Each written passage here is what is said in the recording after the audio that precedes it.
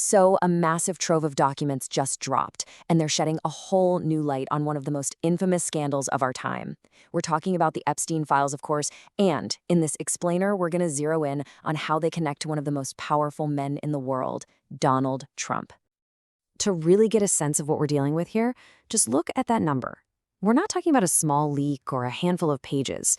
This is, wow, nearly 3.5 million pages of records. It is a mountain of information. And these aren't just any random papers. We're talking about official investigative records straight from the FBI and the Southern District of New York. Basically, a flood of secrets that have been kept under lock and key for decades. But here's where it gets really interesting. The very law that forced all this out into the open, the Epstein Files Transparency Act, well, guess who signed it into law back in November 2025? President Donald Trump himself. Kind of ironic, right? So let's dive in and see what these files actually say. All right, first up, the social record. Let's dig into what these files tell us about their history together. Back in their New York and Palm Beach days. So for a long time, the story we've all heard is that they were just casual acquaintances. Well, these documents, they paint a very different picture, a much, much closer relationship than we've been led to believe. Okay, check this out. This is where we get some really new, fascinating details. An internal prosecutor's email, which just came out in this data dump, took another look at Epstein's flight logs. And get this, it says Trump was on Epstein's jet at least 8 times in the 90s.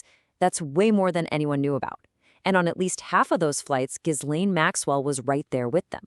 But the most eye-opening part? One flight manifest lists just 3 people: Epstein, Trump, and a 20-year-old woman whose name is blacked out. And investigators later flagged her as a potential witness.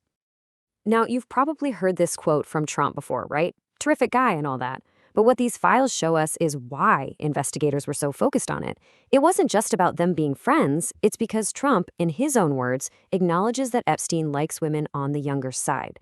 This suggests that, this wasn't some big secret. It was something people in their circle knew about way before any of this became a public scandal. And it wasn't just between the two men. Look at this. It's an email from Melania, back when she was Melania Knauss, to Ghislaine Maxwell. It's super personal. Dear G, love Melania. And she's talking about that same New York Magazine story we just saw. This really drives home the point that the Trumps weren't on the outside looking in.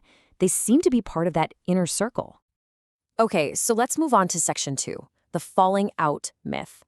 For years, the story has been that Trump and Epstein had this big falling out and Trump banned him from Mar-a-Lago. Well, these files, they throw a huge wrench in that narrative. This slide really lays it all out. On one side, you have the public story from Trump. I had a falling out with him. On the other side, you have an internal email from inside Epstein's camp from 2012, a full 8 years after the supposed ban. And it's asking, hey, what does J.E. think of going to Mar-a-Lago? I mean, think about it. Why would his own people even bring it up as an option if he was persona non grata? We don't know if he actually went, but the fact that it was even on the table, well, that tells you something, doesn't it? All right, let's get into our third section, Unverified Tips, Official Reaction. Now, this is where things get really explosive, so we have to be super careful here. We're stepping away from documented facts and into the world of raw, unverified tips that people sent directly to the FBI. So what the heck is an FBI NTOC spreadsheet? The easiest way to think about it is like the FBI's public tip box. It's just a raw list of everything that comes in: anonymous tips, rumors, secondhand stories. And I cannot stress this enough, nothing in here has been verified or confirmed by investigators. It's just raw data. Okay, so buried in this spreadsheet is an entry from August 2020.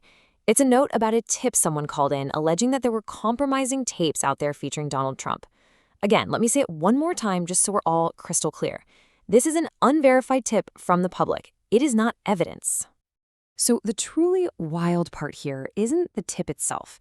It's what happened when the file containing it was released. Look at this timeline. On the morning of January 30th, the file that's published online. A few hours later, poof, it's gone, taken down. Then the very next day, it's back up, but with this really weird official disclaimer from the Trump DOJ saying the claims are unfounded and false. The big story isn't the rumor, it's the bizarre documented reaction from the government itself. This brings us to Section 4, Power and the Presidency. Now, the story shifts, right? It's not just about social circles anymore. It's about what happened when Trump was actually in the White House. And the files lay out some pretty significant connections during his presidency. For one, Steve Bannon, his former top advisor, was still texting with Epstein as late as March 2019. Then there's Maureen Comey, one of the main prosecutors on the Epstein case. She was fired by Trump's Department of Justice just a few months before these files were supposed to come out. And finally, the DOJ itself ended up withholding almost half of the potential records, claiming executive privilege, which led to accusations that they were shielding the president. Okay, so we've gone through a lot. Let's pull it all together in our final section, what this all means. When you look at everything we've just seen, what's the big picture here? It seems like the relationship really had 3 different stages. First, you've got the social peer phase in the 90s, where he was clearly part of Epstein's world. Then it moves into this lingering associate phase, where that whole story about a clean break just doesn't seem to hold up.